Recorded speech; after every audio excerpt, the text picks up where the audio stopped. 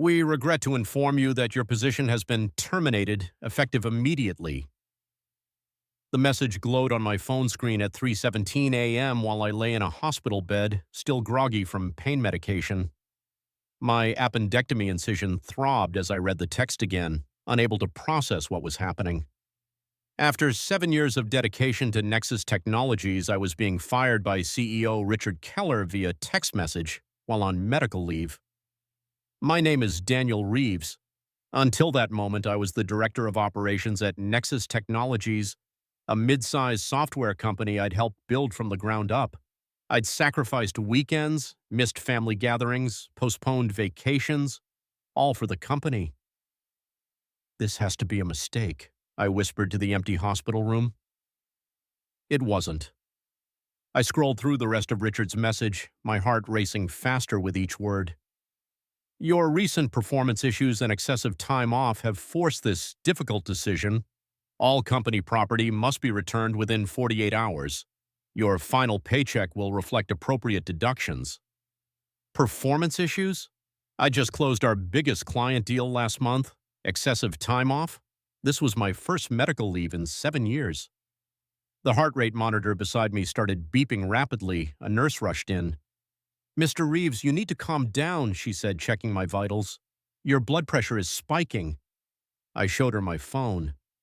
My boss just fired me while I'm recovering from surgery. Her eyes widened. That can't be legal. As she adjusted my medication, a new message appeared on my phone. Not from Richard this time. Daniel, this is Margaret Chen from the board. We need to talk. Urgently. 2 weeks earlier, everything had been different.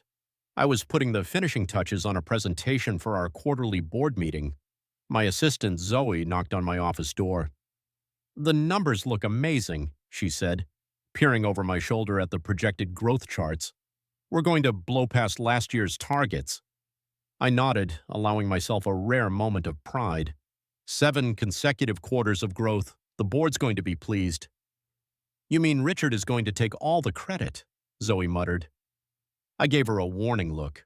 Office walls had ears, especially when the CEO's office was just down the hall. Richard Keller had founded Nexus Technologies 12 years ago. I joined 5 years later when the company was struggling. Together, we'd turned things around. But lately, Richard had changed. More secretive, more erratic, making decisions without consulting the leadership team. Still, he was the boss, and I was loyal to the company. Just make sure the board packets are ready for Thursday, I told Zoe. Later that afternoon, I was reviewing client contracts when Richard burst into my office. Daniel, I need the Westfield contract numbers immediately.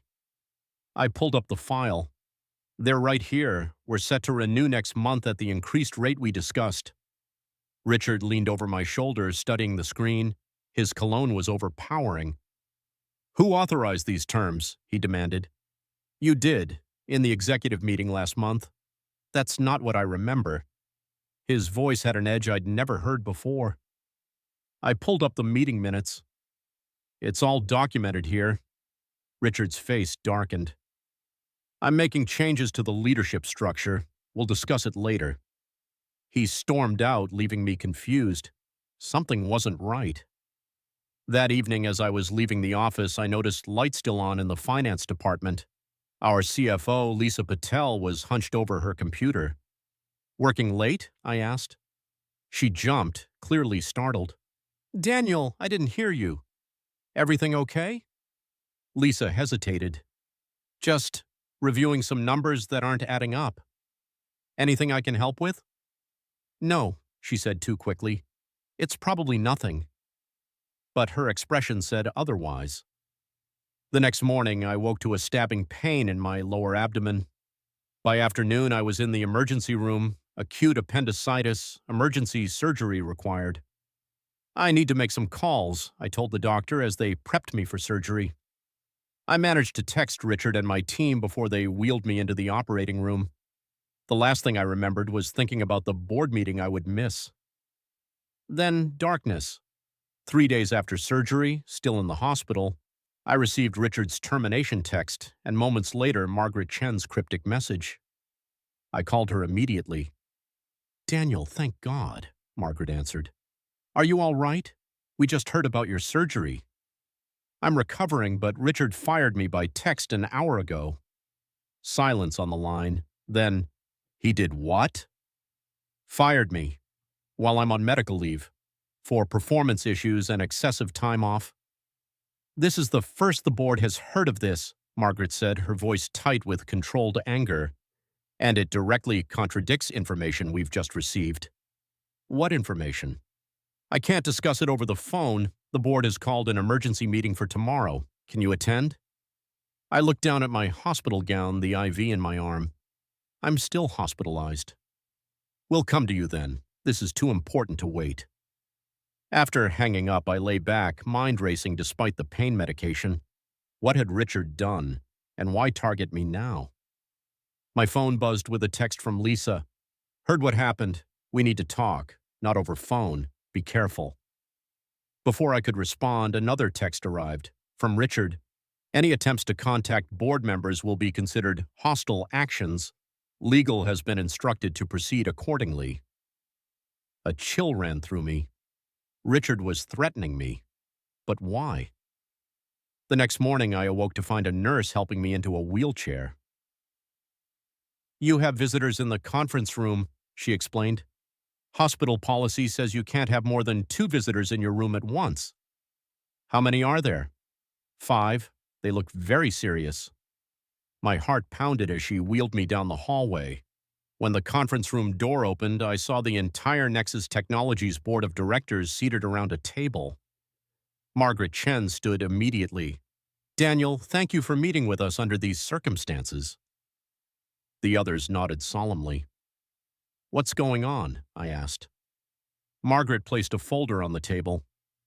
3 days ago, Lisa Patel came to the board with evidence of financial irregularities, large sums being transferred to offshore accounts, falsified records, and all of it linked to Richard's personal authorization codes. I felt lightheaded. Embezzlement? Approximately $7 million over the past 18 months. The amount stunned me. I had no idea. We know, said James Whitaker, the board chairman, but Richard is claiming you were his accomplice. What? He presented emails and documents with your signature authorizing these transfers. My mind raced. They're forgeries. I never signed anything like that.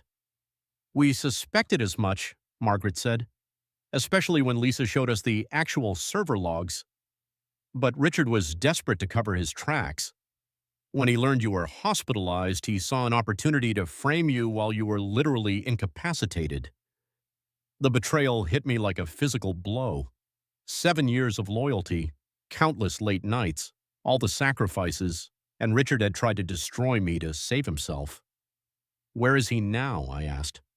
That's the problem, James said grimly. Richard has disappeared, along with another $2 million that was transferred yesterday. And that's why we're here, Margaret added. We need your help to find him. The board's plan was both simple and audacious. They would publicly announce my promotion to interim CEO, claiming Richard had taken a personal leave of absence. The hope was that Richard, monitoring company news from wherever he was hiding, would react, perhaps contacting allies still within the company. It's risky, I told them from my hospital bed, where I'd returned after our meeting. Richard still has friends at Nexus. We're aware, Margaret said, but we've quietly secured the servers and financial systems, and we need someone the employees trust to keep things stable while we sort this out. What about my firing? Completely unauthorized and illegal, James assured me. Our legal team is already preparing documentation to invalidate it. I stared at the ceiling, weighing my options.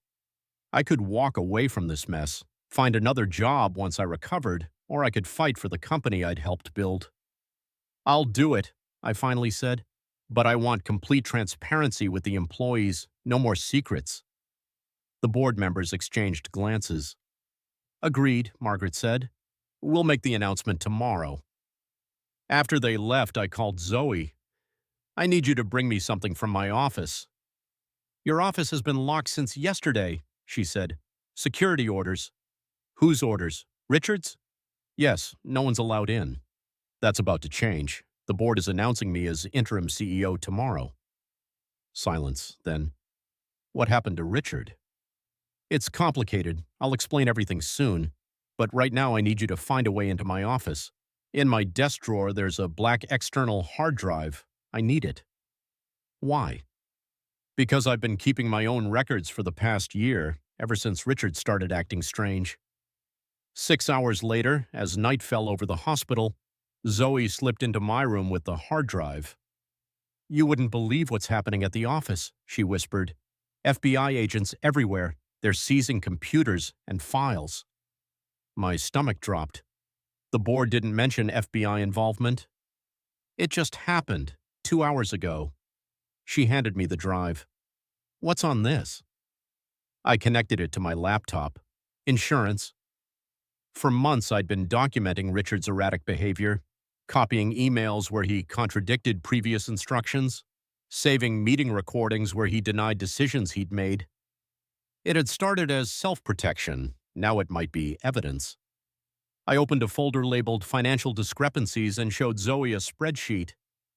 3 months ago, I noticed budget allocations that didn't match our actual spending. When I questioned Richard, he blamed accounting errors, but I kept tracking them. Zoe's eyes widened as she scanned the numbers. He was siphoning money all this time? And setting me up to take the fall if anyone noticed. I closed the laptop. Tomorrow's going to be chaos. What do you need me to do? Be my eyes and ears. I'm stuck here for at least another day. After Zoe left, I received a text from an unknown number. "Parking garage, level 3, midnight tomorrow, come alone." Richard had taken the bait. Against medical advice, I checked myself out of the hospital the next afternoon. The incision site throbbed with every movement, but I couldn't lead from a hospital bed, and I couldn't meet Richard there either. The office was exactly as Zoe had described. FBI agents interviewing employees, boxes of files being carried out. I made my way to the conference room where the board had convened an emergency all-staff meeting. When I walked in, conversation stopped. All eyes turned to me. Margaret stood. "Everyone, as we just announced, Daniel Reeves will be serving as interim CEO while we navigate this situation." A murmur ran through the crowd. I could read the confusion and suspicion on their faces. I stepped to the front of the room, feeling the pull of my stitches. "I know you all have questions," I began, "and you deserve answers. Richard Keller is under investigation for embezzlement of company funds. The FBI is gathering evidence. This is obviously shocking news, and it will affect all of us." The room erupted in exclamations and questions. I held up my hand. "I promise complete transparency moving forward, but right now our priority is stabilizing the company and protecting your jobs. The board has already secured our operational funds. Client projects will continue. Paychecks will not be affected." Lisa Patel stood up from the back of the room. "I've reviewed our financials. The missing funds were taken from investment accounts, not operating capital. We're financially stable." This seemed to calm some fears. I continued. "I'll be meeting with each department over the next few days. Until then, please continue your work as normal, and if anyone has information that might be relevant to the investigation, please speak with me or the FBI agents privately." As the meeting broke up, Lisa approached me. "You look terrible," she said bluntly. "Should you even be out of the hospital?" "Probably not, but I couldn't stay there." I lowered my voice. "Richard contacted me. He wants to meet tonight." Her eyes widened. "You can't go alone." "I have to. He'll bolt if he sees anyone else." "Then at least wear a wire. Let the FBI handle this." I shook my head. "Not yet. I need to hear what he has to say first." Lisa frowned. "This isn't just about the money, is it? It's personal for you." 7 years, Lisa. 7 years of my life dedicated to this company, to working with him, and he tried to destroy me. Just be careful. Richard is desperate, and desperate people are dangerous. That night, I arrived at the parking garage 30 minutes early, parking my car on level 2 and taking the stairs up. Each step sent pain shooting through my abdomen. The garage was nearly empty at midnight, just a few scattered cars. I positioned myself where I could see the entrance ramp but remained partially hidden behind a concrete pillar. At 12:05, a black SUV with tinted windows pulled onto the level, moving slowly. It parked about 50 feet away from me. The driver's door opened and Richard stepped out. He looked different, unshaven, hair disheveled, designer suit replaced by jeans and a dark hoodie, but his trademark arrogance remained intact as he scanned the garage. "I know you're here, Daniel," he called out. "Let's not waste time." I stepped out from behind the pillar. "Hello, Richard."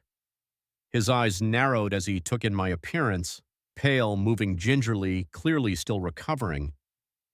"You look like hell," he said. "Getting fired by text while recovering from emergency surgery will do that." He shrugged. "Business is business." "Is that what you call embezzling $9 million? Business?" Richard's face hardened. "You always were self-righteous. That's why it was so easy to set you up. The loyal company man, so busy following rules he never sees the bigger picture." "And what picture is that? You stealing from the company we built? Betraying everyone who trusted you?" "Built?" Richard laughed. "I founded Nexus. It's mine. I'm just taking what I deserve." I took a step closer, ignoring the pain. "Where's the money, Richard?" "Safe, which is more than I can say for you if you don't listen carefully." He reached into his pocket and pulled out a flash drive. "This contains evidence implicating board members in my financial irregularities. Release it to the authorities and everyone goes down, not just me." "You're bluffing." "Am I? Why do you think they made you interim CEO instead of taking control themselves? They're covering their tracks, Daniel, and using you as their shield." Doubt crept in. The board's eagerness to put me in charge had seemed strange.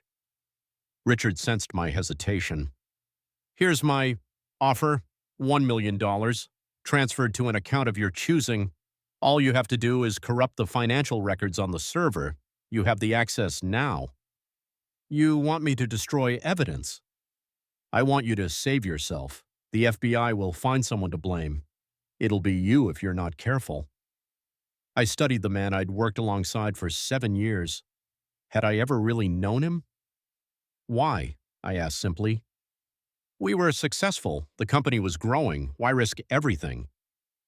Something flickered across Richard's face. Regret? Shame? It vanished quickly. "My wife's cancer treatments," he said quietly. "Insurance wouldn't cover the experimental procedures. I needed money fast." I stared at him. "Nancy has cancer." "Had. She's in remission now, but the bills—" He shook his head. "It started small, just borrowing from the company, then it spiraled." For a moment I almost felt sympathy, then I remembered. "Nancy left you 2 years ago. I attended your divorce party." Richard's expression hardened again. Worth a try. "Was any of it real? Our friendship? The company mission?" "Business is business," he repeated coldly. "Now do we have a deal or not?" I reached for the flash drive. "Let me see what you've got."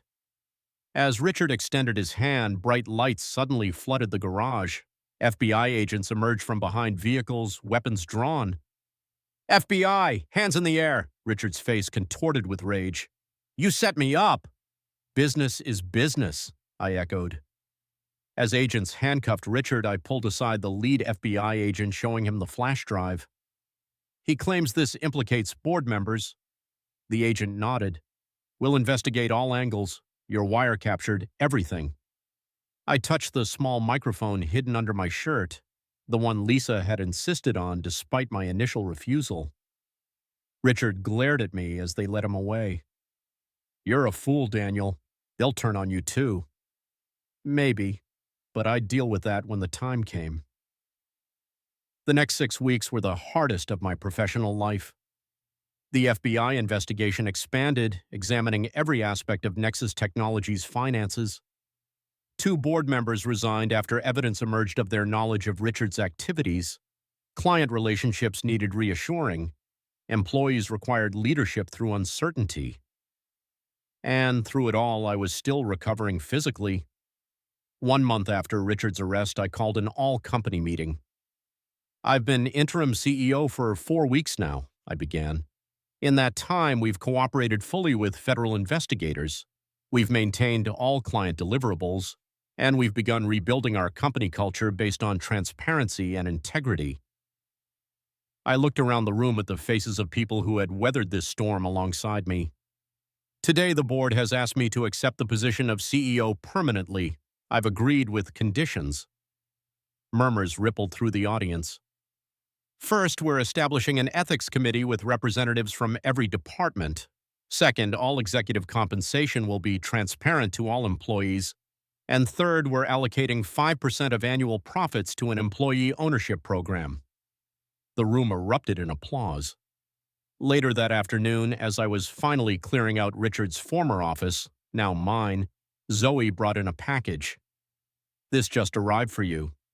Inside was a handwritten note from Richard and a small chess piece, a knight. The note read, "Daniel, well played. For what it's worth, the company is in better hands now. Some of us aren't meant to wear the white hat. I placed the chess piece on my new desk, not as a trophy, but as a reminder that loyalty should never be blind, trust must be earned, and principles matter more than position." My phone buzzed with a text from Lisa. "Board meeting in 10, ready to show them who's really in charge now?" I smiled as I typed my response. On my way. And this time, everything will be on the record. The pain in my side had finally faded. The company was healing too. And as for me, I was exactly where I needed to be. Sometimes getting fired is just the beginning of finding your true place. Your dedication to this company no longer matches our evaluation of your worth. Those were the exact words my boss used when he slashed my salary by 40% after 15 years of loyal service. I sat there, stunned, as he shuffled papers across his mahogany desk, not even bothering to meet my eyes. "I'm David Mitchell. For 15 years, I poured my heart and soul into Vertex Technologies. Canceled vacations for emergency projects. Missed my daughter's ballet recitals for client meetings. Worked weekends to meet impossible deadlines. I believed in what we built, a software solutions company that had grown from a 5-person startup to a regional powerhouse with over 200 employees. And this was my reward. The market is shifting, David. We need to reallocate resources." Marcus Finley, the CEO and my boss for all 15 years, finally looked up. His expression was blank, like he was discussing the weather rather than gutting my livelihood. "Your department isn't performing at the level we need. Take the cut or—" He left the threat hanging. The message was clear: accept it or leave. My mind raced to my mortgage, my daughter's college fund, my wife's recent medical bills. I couldn't just walk away, not yet. "I understand," I lied, my voice hollow. I didn't understand at all. As I walked out of his office, I noticed the brand new Rolex on his wrist. The company had just announced record profits last quarter. Something inside me cracked that day. The next 3 months were hell. I still showed up every day, still managed my team of developers, still delivered results.